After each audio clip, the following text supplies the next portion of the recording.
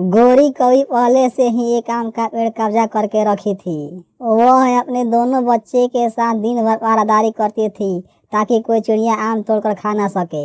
एक दिन रानू चिड़िया की बच्ची अपनी माँ से बोली, माँ जाओ ना जंगल, बारिश हो चुकी है, मीठे मीठे आम लेकर आना, मुझे खाने को जी करता है। ठीक है बेटी, मैं जंगल से तुम्हारे लिए मीठे मीठे आम लेकर जरूर आऊंगी। रानू चिड़िया इतना कहते हुए तुरंत जंगल की ओर चली जाती है। इधर गोरी कवि के दोनों बेटे पहरादारी करते हैं तब तक सुंदरी चिड़िया आ जाती है। सुंदरी चिड़िया को आते ही गोरी कवि के दोनों बच्चे पकड़ लेते हैं और कहते हैं, तुम्हें दिखाई नहीं देता, यह आम का पेड़ हमारा है, हम इसे बचपन से पहरादारी कर रहे हैं ताकि हमारा कोई आम का फल चुरा कर कोई ना ले जा सके। यह आम का पेड़ जंगल का सभी चिड़ियाओं का है, तुम कौन होते हो रोकने वाला? भैया यह चिड़िया तो बहुत जबान चला रही है, मारो इसे तब समझ में आ जाएगा। फिर छोटू कौवा सुंदरी चिड़िया को पिटाई करने लगता है। सुंदरी चिड़िया घायल हो जाती है और तुरंत वहाँ से अपनी जान बचाकर भाग जाती है।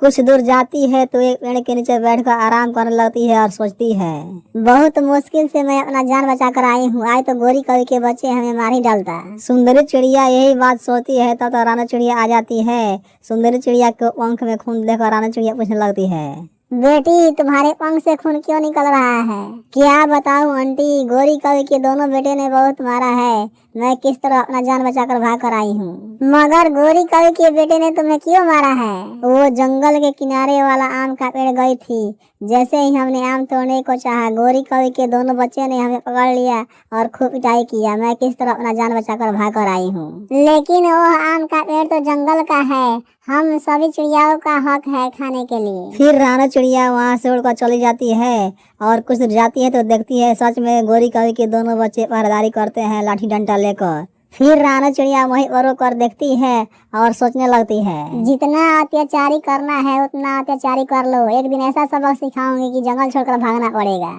यही बात सोचकर रानू चिड़िया अपने घर चली जाती है। रानू चिड़िया के चले जाने के बाद गोरी कवि तुरंत वहाँ आ जाती है और अपने दोनों बच्चे से पूछने लगती है, बेटा तुम दोनों ठीक से पहरादारी करते हो ना? हाँ माँ, हम दोनों भाई ठीक से पहरादारी करते हैं, हमारे रहते हुए एक भी आम कोई चिड़िया चुरा कर नहीं ले जा सकती है। हाँ माँ, भैया ठीक कहते हैं, हम दोनों भाई की वजह से जंगल में सारी चिड़िया डरते हैं और एक भी आम खाने के लिए यहाँ नहीं आती है। हम भी तो यही चाहती थी, हमारे डर से जंगल के सारी चिड़िया डरे और चुचू तक ना बोले। इतना बात कहते हुए गोरी कवि वहाँ से अपने घर चली जाती है और उसका दोनों बेटे पहरादारी करने लगते हैं। गोरी कवि के चले जाने के बाद रानी चिड़िया आती है, जैसे ही आम तोड़ने को चाहती है, गोरी कवि के दोनों बच्चे लाठी डंडा लेकर भगा देते हैं। ऐसे ही कुछ देर के बाद राज चिड़िया आता है, जैसे ही आम तोड़ने को चाहता है, गोरी कवि के दोनों बच्चे लाठी डंडा लेकर भगा देते हैं। ऐसे ही जंगल के सारे चिड़िया गोरी कवि के दोनों बच्चे से परेशान हो गए थे। एक दिन रानी चिड़िया अपने पति राज चिड़िया से बोली, मैं गोरी कवि और उनके दोनों बेटे से परेशान हो गई हूँ, मैं जब भी आम खाने को जाती हूँ वो दोनों लाठी डंडा लेकर हमें भगा देता है। एक दिन हम भी तो गए थे आम खाने के लिए, वो दोनों लाठी डंडा लेकर हमें भी भगा दिया। कुछ ना कुछ उपाय सोचना ही पड़ेगा, नहीं तो जंगल के सारी चिड़िया को लाठी डंडा से वो मारते रहेंगे। फिर राज चिड़िया और रानी चिड़िया वहाँ से चल देते हैं और थोड़ी देर के बाद रानू चिड़िया के पास आ जाते हैं और कहने लगते हैं, चिड़िया बहन, गोरी कवि के दोनों बेटे से जंगल के सारी चिड़िया परेशान हो गए हैं, एक भी आम खाने को नहीं देता है और लाठी डंडा लेकर भगा देता है। हाँ ये तो मैं भी देखी हूँ, सुंदर चिड़िया को मार मार कर घायल कर दिया था और वो किस तरह अपना जान बचा कर भाग कर आई थी। एक उपाय तो है, जैसे हम लोगों को लाठी डंडा लेकर भगाते हैं उसी तरह जंगल के सारे चिड़िया लाठी डंडा लेकर तीनों को मार मार कर जंगल से भगा देंगे। आपका तरकीब है, बहुत अच्छी लगी, चलो कल यही काम करते हैं। दूसरे ही दिन जंगल के सारे चिड़िया लाठी डंडा लेकर चल देते हैं। छोटू कौवा एक पेड़ पर बैठा था, देख लेता है और सोचने लगता है, अरे जंगल के सारे चिड़िया लाठी डंडा लेकर हमारे पास ही आ रही है, जान प्यारी है तो भागो। फिर छोटू कौवा वहाँ से भागने लगता है, भागते भागते अपनी माँ के पास आता है और कहने लगता है,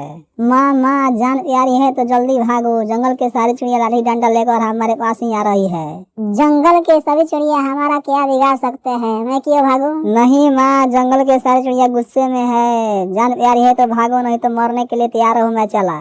तीनों माँ बेटा यही बात सोचते हैं तब तक जंगल के सारे चिड़िया लाठी डंडा लेकर वहाँ पहुँच जाते हैं। फिर गोरी कवि अपने दोनों बच्चे को लेकर वहाँ से भागने लगती है। फिर जंगल के सारे चिड़िया मिलकर गोरी कवि को दूसरे जंगल भगा देते हैं। इस प्रकार जंगल के सारी चिड़िया खुशी पूर्वक रहने लगती है। प्यारे दोस्तों, अगर हमारी कहानी अच्छी लगी हो तो हमारे चैनल को लाइक और सब्सक्राइब जरूर करें। थैंक यू, धन्यवाद।